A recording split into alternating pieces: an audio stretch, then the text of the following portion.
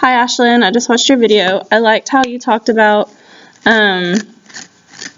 this being a good option for kids because sometimes, especially adolescents, they don't want to come out and say what the problem is. So, like you said, by asking them the miracle question, in a perfect world, what would it look like? This is a way for them to say what's bothering them without really saying what's bothering them.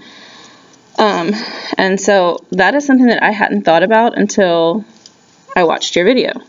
But it makes perfect sense. Because like you said, a lot of times kids aren't so open to telling you what's wrong. So by getting them to say what life would be like in a perfect world, you can kind of infer on what the problem is.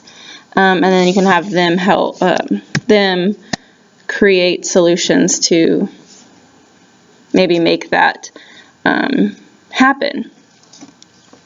So I like this approach. I think it will work really well with middle school age students, or really any age students, but I just say middle school because that's what I work with. But I do think it would work really well. You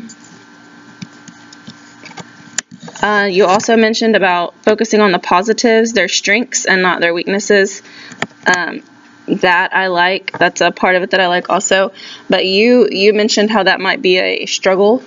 And so I agree with you. I think in the moment, it's easy to discipline or to talk about what you can fix instead of what you're doing right already. And so I think it's important that, in using this therapy, that we focus on the positives, their strengths, and use their strengths to reach their goals. So anyways, very good response to the video.